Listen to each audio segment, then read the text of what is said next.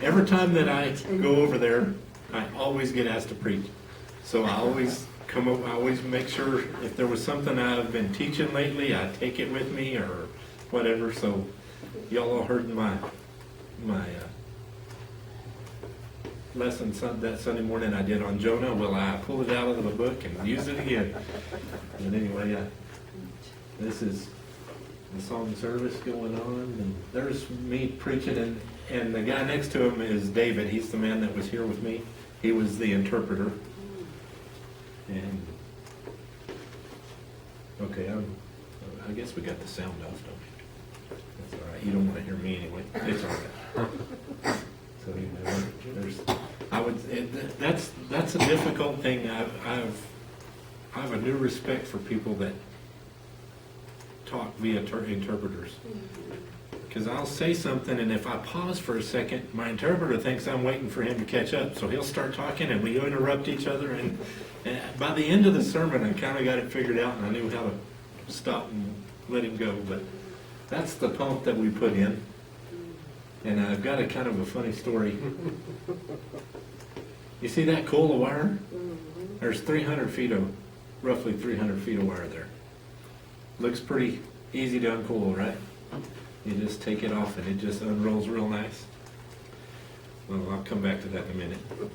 I forgot about the wildlife right outside of our window.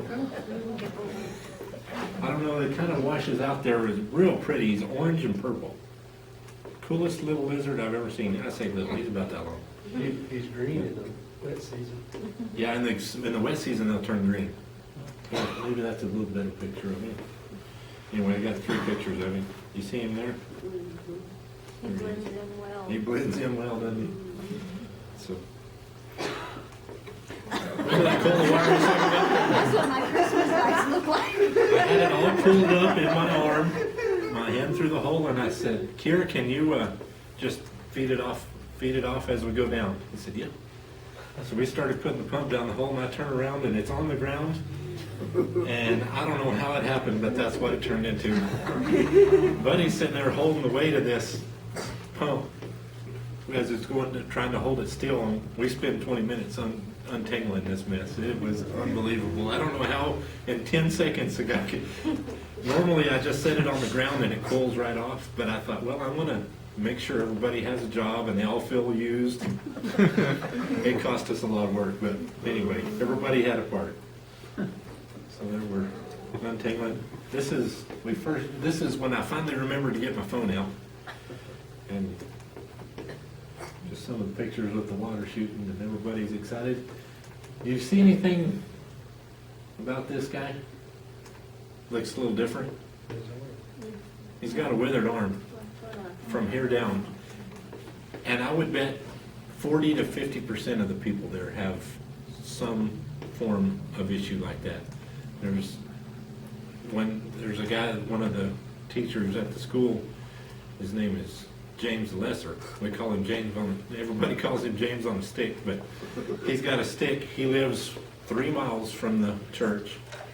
He walks to church on this stick every day, preaches all day and walks back home every day. Faithful man, wonderful man, one of my favorite guys there. But he doesn't let things like that slow you down. This guy, Roach, he would get a shovel and he was out working just as hard and just as fast as them other guys with one hand. It don't slow him down. He's also one of the preachers in about 2 miles down the road from Laurie at another church we've got there. But he was there every morning. All of these guys were there to meet us every morning and couldn't really do a lot of help while we were welding, but anything we needed done, they'd go get it. They'd get it taken care of, and we'd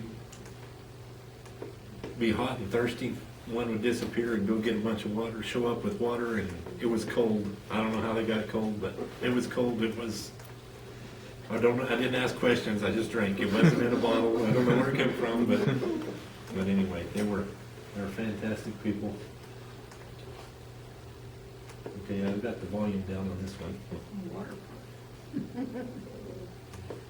This is the spot we just finished mixing some cement. That's why it's kind of discolored there. Just, the water bottles that we bring with us, we got finished with them, we put them on the ground, we were gonna take them back to put them in the trash. Well, them guys scooped them up and they got water bottles, so they were tickled about that. That's Chan. Chan's the guy that takes care of us from the minute we get off the plane to the minute till we get on the plane.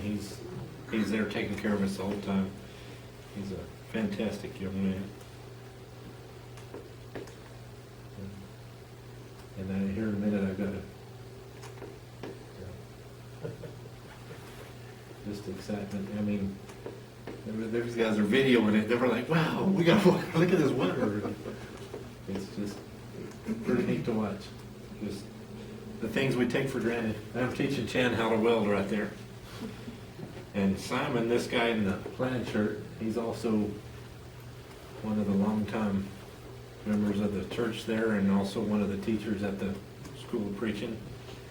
He apparently has had some experience with welding because when Chan burned the hole, he grabbed a wire, another rod and stuck it in the hole and told him to fill it.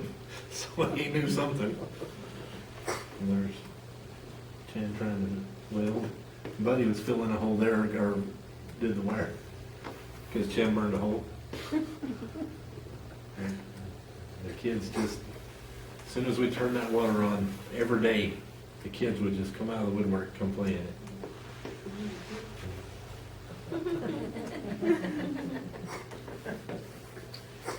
And I say kids, the guy in the orange shirt, that's Kier, he's actually the preacher there at Lowry. So he was playing in it just like the rest of them. That's Kier right there. I think he's gonna wave at us here. Oh, we don't get in it completely there.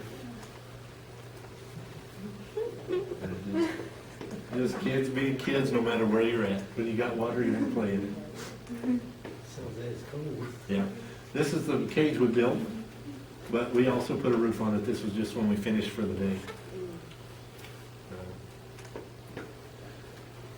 All of these guys in the back of this van are all preachers from churches within a 5-mile radius. And they would all walk to the church building every morning because they knew we were going to be there at 8. And we go to the church building and load the generator up because the Ethiopian government has a pretty good scam going. They've got about 5 checkpoints between Gambella and Lari. And every time they'd see that generator, you'd have to pay them 25 birr. It was your road tax every time. So we decided we're leaving it at the church building, so we didn't have to pay that 25 birr tax 5 times every time we went. So we left it there every night, and the welder and all that.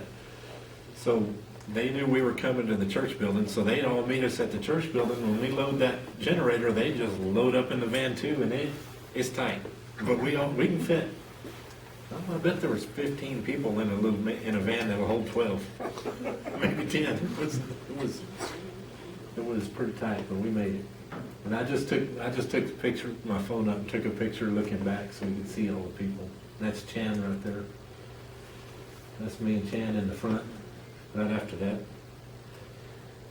This is our work crew that kind of put it all together. You can see that's Simon. You see the lines on his head. I think I've told y'all the story about the lines. That's a tribal thing. If you're a New Air tribe, whenever you're 15 years old,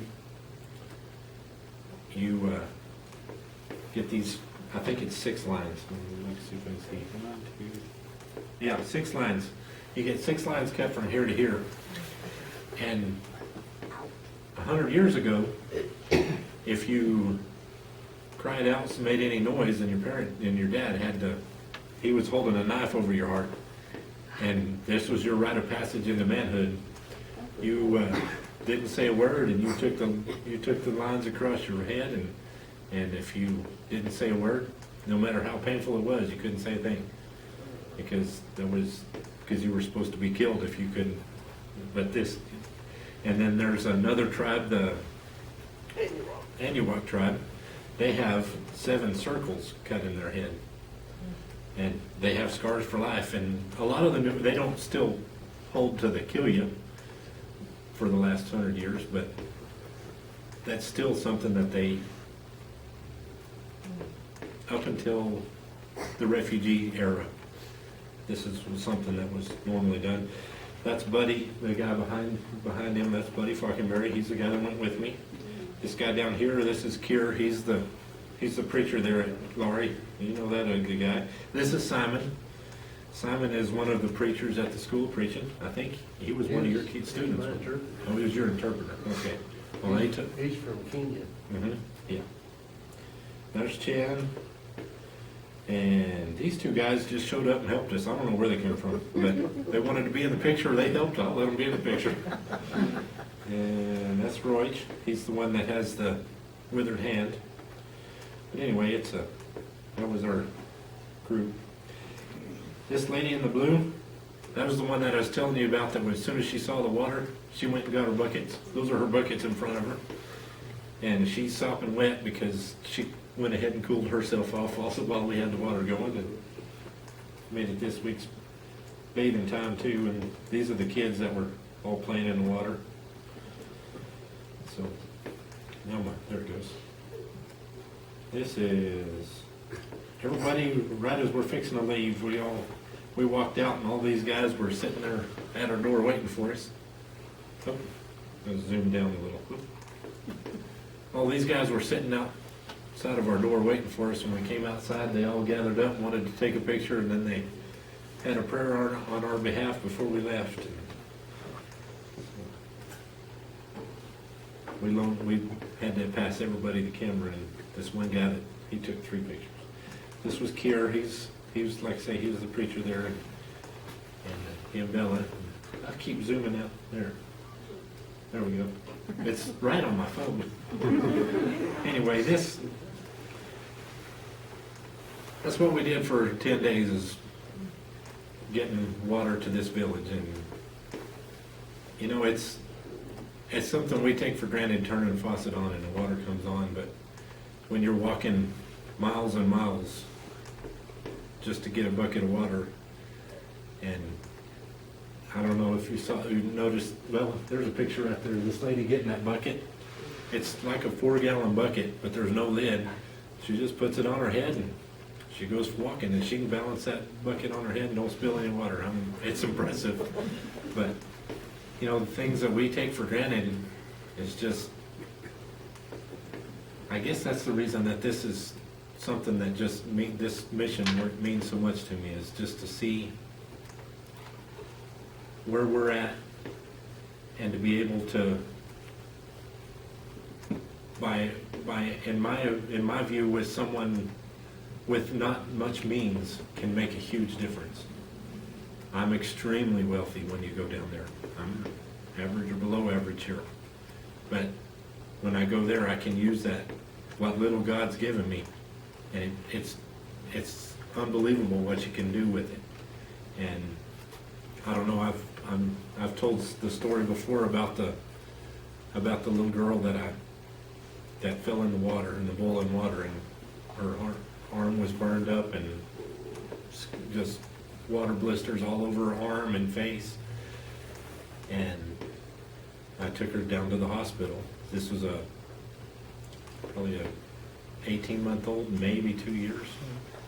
Took her to the hospital there because the baby was basically in for more than likely death, because mom and dad can't afford to take it to the doctor.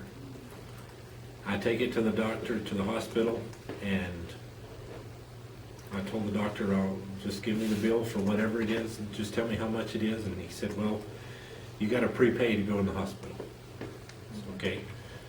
He said, "I'm going to need this and this and this and this, all these drugs." He said, "You'll have to go up to the pharmacy up here and get it.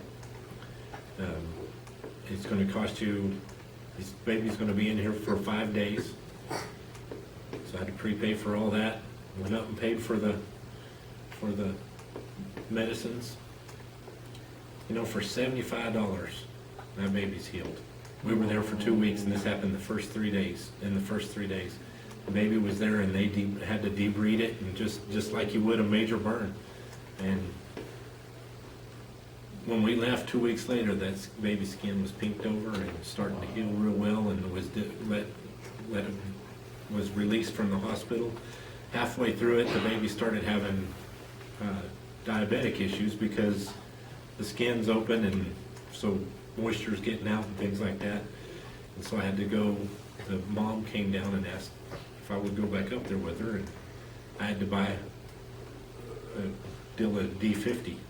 Cost me $1.25 in my American money, but that's all it took. I mean, when you can take $75, $80 and save a life, you know, it's unbelievable what you can do down there. And more than that, I've never seen a people that's more interested and more desiring for the Word of God than the Sudanese refugees. They have nothing. They own the shirt on their back, and that's it. But the Word of God gives them a home in heaven, and that's something they latch onto because they don't know. I would say what they're living in is close to hell, honestly.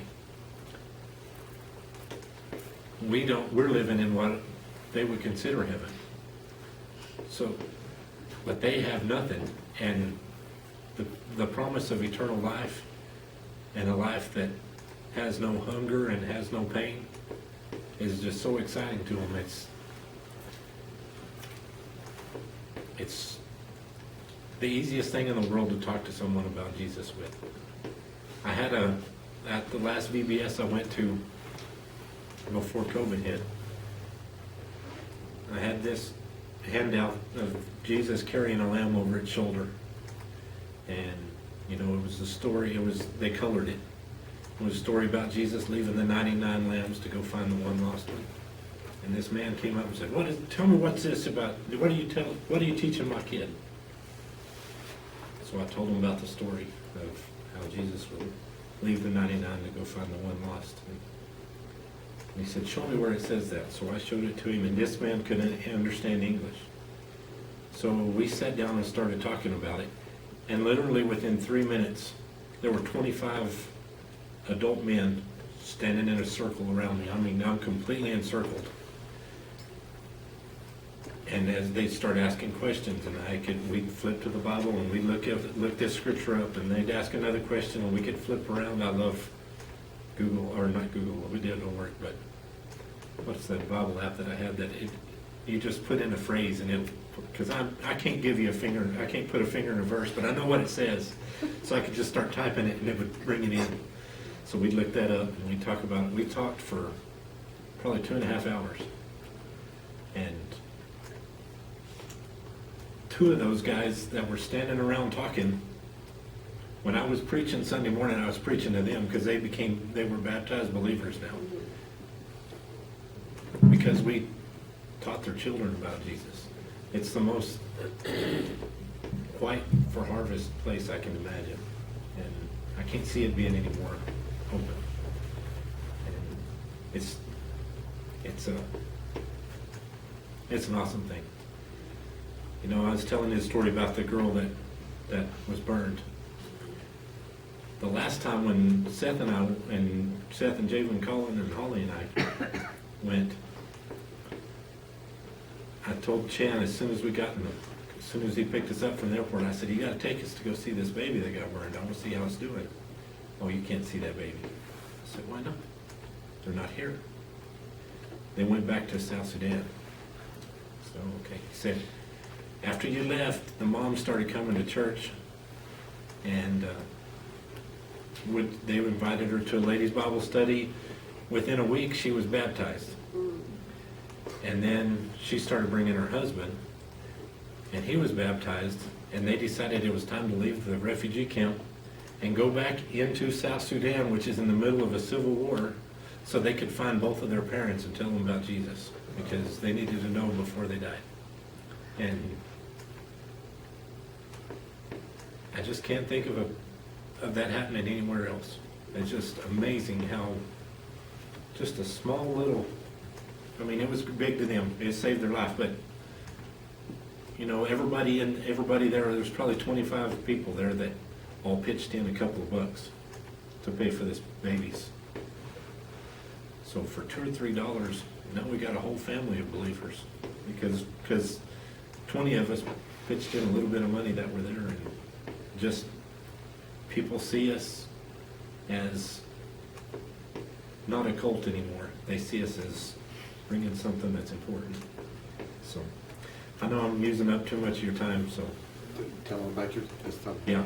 This summer, in the last weekend of June, we are going to go back to Ethiopia for a vacation Bible school, and I'm taking a team up, and Bryce and Nathan from Houston are both taking a team up. So we'll be teaching for a total of 4 weeks. I take 2 weeks, and then Bryce and Nathan each take 1 week. And I'm looking for people to help us. I need 12 people for both weeks. Now, some people can only take 1 week. We'll meet as others come back and replace, but I really would love to have people come help us. We're planning on teaching 5,000 kids again. We teach 5,000 over 4 weeks. So my 2 weeks we'll teach 2,500. Everyone will have 50 in each class, and it sounds real scary, but you have an interpreter, and honestly, children behave so much better in Ethiopia than they do here. 10 kids in class in America cause more trouble than 50, and so don't let 50 scare you. They are well-behaved kids. I mean, very rarely do you have one act up, and if they do, the interpreter takes care of it. It's not your job. Your job is just to tell the story, and the interpreters take care of any discipline needs to be done. So you don't have to worry about it. Kids are well-behaved, and I promise, as much as you think you're going to do it for them, it'll amaze you how much it'll lift your ability, or your faith will be increased greatly. So if you're interested in going up with us in either 1 week or 2, either one. Chelsea, the girl that had her name on the cement, she's also been down here and stayed with us a couple of times, but she went down the first year and she stayed all 4 weeks. But she's since been engaged and now married, and I doubt that we'll have her more than 1 week now.